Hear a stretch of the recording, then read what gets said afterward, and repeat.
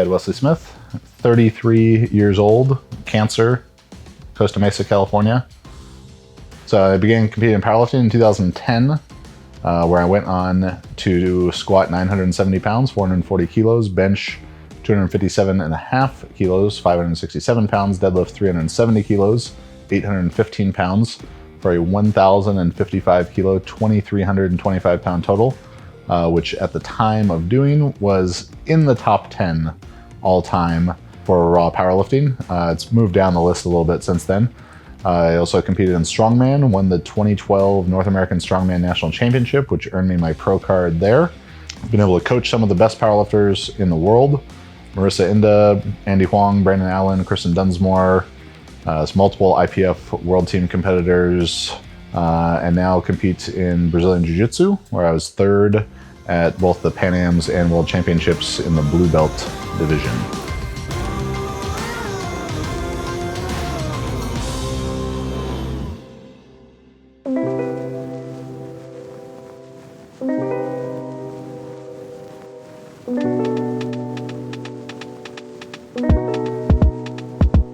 My first exposure to sport, I think there's pictures of me, holding like a stuffed football in the crib, and began competing in sports probably when I was formalized sport at 4 or 5 years old, in soccer, swimming. I ended up doing both of those at the club level, club basketball, track and field, to the youth national level. But yeah, it really started when I was, I think, 4 or 5 years old. Not a thing that my parents ever had to push me towards. If anything, it was probably more of a reining in my enthusiasm at a lot of times. Like, hey, how about you go inside and do some homework instead of staying in the driveway and shooting hoops until like 9 o'clock at night. I was probably a 7-year-old in 1993. I had seen Muggsy Bogues of the then Charlotte Hornets, standing 5'3", and I was like, that guy's not that much taller than me. I too would like to play in the NBA. So, Dad, can you get out the video camera and record me playing basketball in the driveway and speaking into the camera to the Charlotte Hornets coach and general manager, explaining to them why I would have been an asset to the team.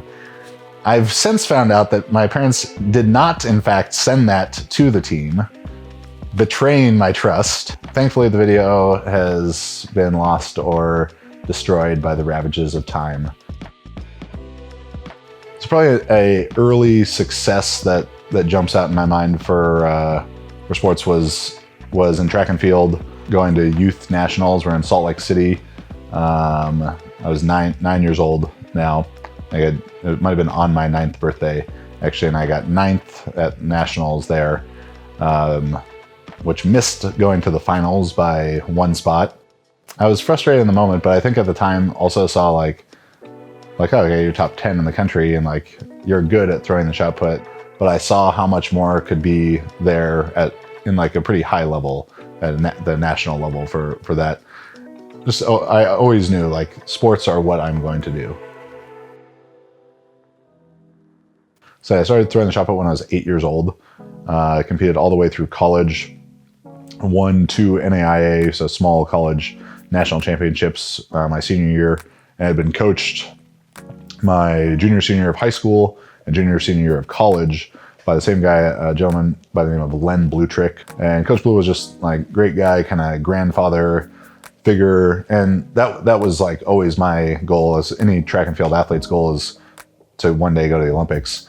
And something like coming out of college, because I had almost 2 years off of track and really training in the middle of college, I was behind a little bit, but was improving so fast then. I was like, okay, would have been realistic by 2012 Olympic trials. Like, all right, you could be throwing these distances to have a shot to make the team.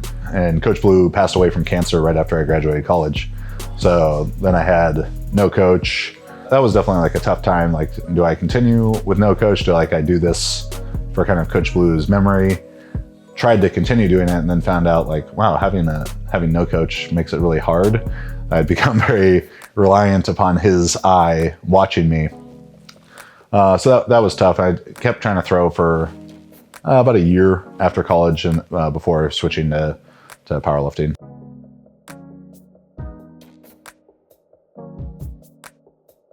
The decision to make the switch from shot put to powerlifting was a fairly simple one at the time. I was sponsored by Elite FTS as a shot putter prior to that, which was sort of a unique thing. So I was around the world of powerlifting a little bit. So I did my last track meet in May 2010. And then in June 2010, started doing the Juggernaut method per what I had written for a forthcoming ebook at that time. Started doing the exact program for that to train for my first powerlifting meet, which was 4 months later in October 2010. I squatted 800, benched 462, deadlifted 700. The real career highlights that stand out for me in the shot put would have been winning, I think, the indoor national title in the NAIA at ETSU in the Thunderdome, or whatever that thing is called. Mini Dome? That's not as cool as Thunderdome.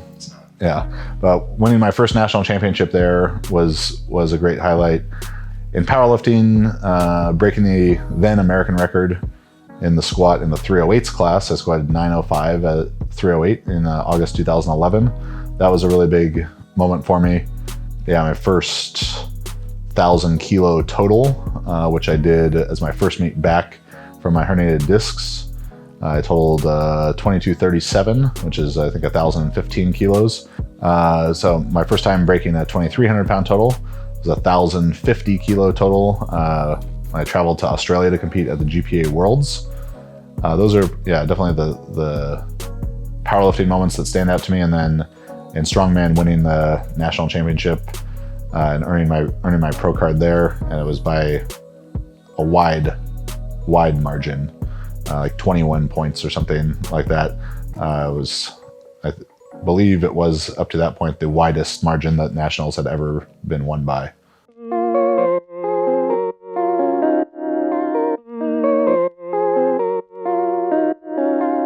At several different stages, I could have regrets or things that I would have done differently.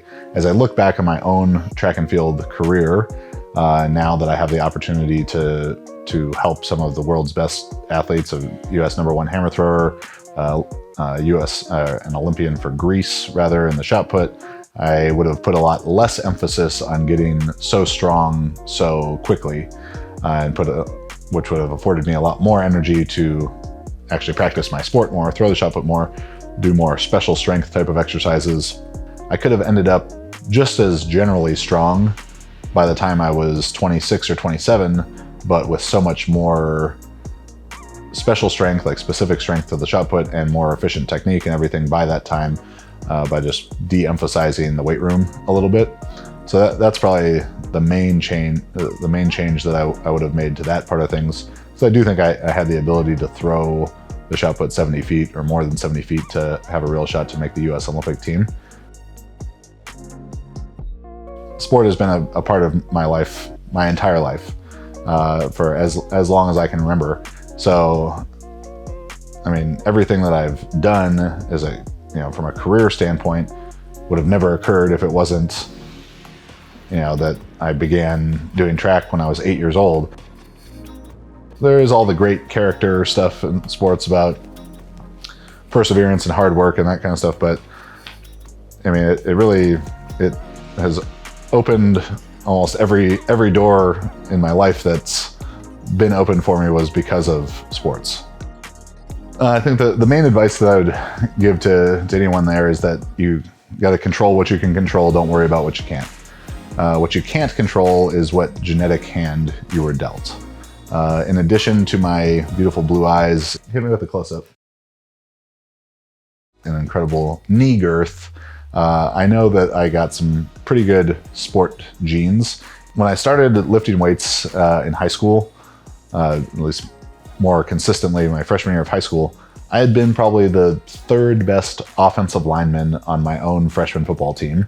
I understood lifting weights will make me a better player. And the next year I was the best on our team, and the next year I was the best in the league, and by senior year, I was like one of the best in our county. And so much of that I attribute to taking control of that one piece that I could control, is how hard can you work in the off season, and knowing like that I was not gonna fail because I didn't work hard enough.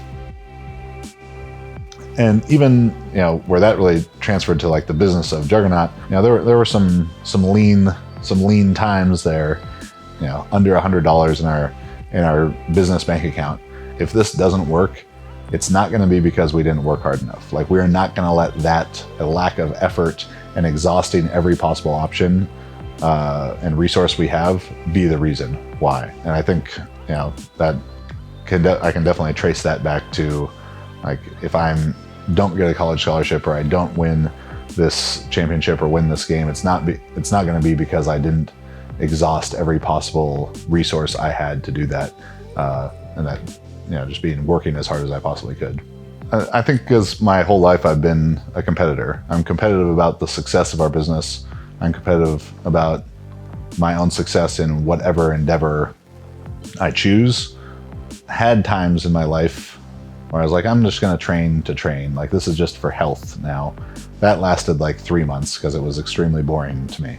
And then from the business side of things, like, I'm very committed to Juggernaut providing the best quality of service and information to the lifting community, and do it in a way that it's not, you know, cost prohibitive to some 16-year-old out there who wants to be the best football player or shot putter that he could, the way that I did. I didn't have money to go to seminars or something, or, you know, get like private coaching. I mean, that really existed at the time. I was just reading all the free stuff that I could, and you know, using my Christmas money to buy books and everything. So I just want to be able to provide that quality information to people to help them reach their goals, whatever they are.